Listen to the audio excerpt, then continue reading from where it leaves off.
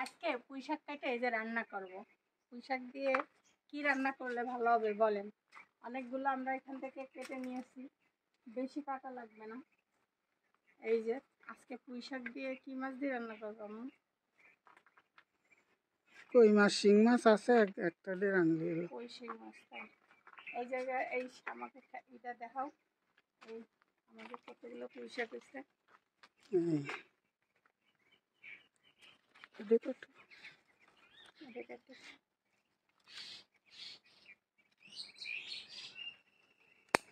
এই যেটা একটা কাটি নিলাম আমরা। ধরো তুমি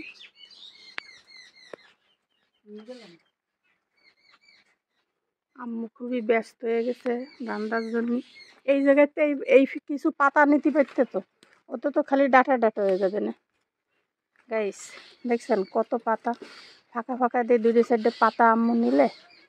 এই দেখেন এইটার অবস্থা দেখেন, এই পাতাগুলো তো রাইন্দে খাইয়ে ফেলতে হবে, তাই না বলেন? এই যে শুধু পাতা।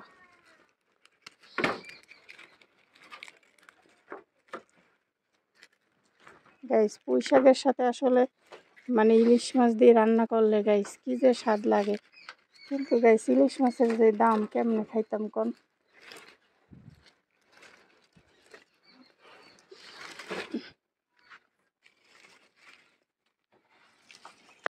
তো দেখতেই পাচ্ছেন আমরা হচ্ছে যে শাকগুলো কেটে নিয়েছি। এদিকে এসে দেখি যে কাটাকাটি হয়ে গেছে শাক। এখন যে এই কই মাছ দিয়ে রান্না করা হবে। তো কই মাছগুলোকে সুন্দর করে একদম হলুদ আর সাথে লবণ মিক্সড করে নেব। হলুদ লবণ ভালো করে না লাগাইলে না মাছটা আসলে, আচ্ছা অনেকে বলতে পারেন যে আপু মাছ এত কালো ভালো করে কি ধোয়া হয় নাই? আসলে বিষয়টা তা না, এটা বিলের মাছ তো ওই জন্য একটু বেশি কালো আর কি। দেশি কই মাছ আর কি, বিলের দেশি কই মাছ। তো যাই হোক কড়াই এদিকে গরম হয়ে গেছে, আম্মু পেঁয়াজ আর রসুন হচ্ছে দিয়ে দেবে।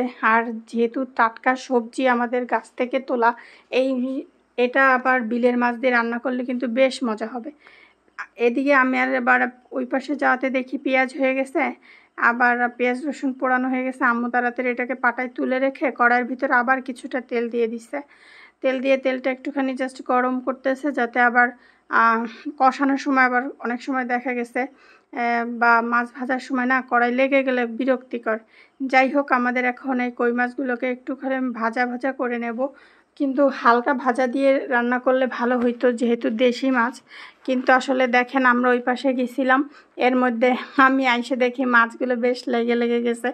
এবং আম্মু আমার কিছু উল্টাই দিতে না, আমি উল্টাইতে উল্টাইতে আরও বেশি একটু পোড়া পোড়া হয়ে গেছে, মানে ভাজাটা বেশি হয়ে গেছে আর কি। যাই হোক দেশি কই মাছ একটু কম ভাজলে ভালো হইতো, কিন্তু একটু বেশি ভাজা ভাজা হয়ে গেছে, তা কোনো ব্যাপার না। মাছ বেশি ভাজা হইলে অবশ্য আমরা মাছ ভেজেই রান্না করি অলওয়েজ। আর দেখা গেছে খুব কম মাছই আমরা হচ্ছে না ভেজে রান্না করি। তো যাই হোক মাছগুলোকে এবার আমরা তুলে নিলাম। তো তুলে নেওয়ার পরে এবার হচ্ছে এই যে ডাটা যেহেতু সিদ্ধ হইতে দেরি হবে, এই জন্য আগে আমরা কিছু ডাটা মানে কড়াইয়ের মধ্যে দিয়ে দিলাম। এবার এই ডাটার মধ্যে দিলাম পরিমাণ মতো কাঁচামরিচ। আমরা সব তরকারি বেশিরভাগই কাঁচামরিচ দিয়ে রান্না করে খাই। তো এই যে কাঁচামরিচগুলো দেওয়া হয়ে গেছে। এবার কাঁচামরিচগুলো দিয়ে এখানে আমরা দেব হচ্ছে লবণ, হলুদ আর হচ্ছে দেব লবণ। এই হলুদ লবণ দিয়ে ভালো করে এটাকে কষাইতে হবে। এর মধ্যে আম্মু আবার কিছু তেল দিছে। আম্মুর তাকে একটু পরপর শুধু অনেক তেল দেয়, বুঝছেন গাইস, বেশি তেল দিয়ে রান্না করে। যাই হোক আমি আবার আম্মুকে বলতেছিলাম যে তেল কমাই কমাই দাও আম্মু, দাম বেশি। হ্যাঁ আম্মুকে তোর তো পাকনামি করা লাগবে না। যাই হোক এবার আমাদের ডাটাটা সিদ্ধ হয়ে গেছে। এখন এর মধ্যে আবার হচ্ছে পাতাগুলোকে দিয়ে দেওয়া হয়েছে।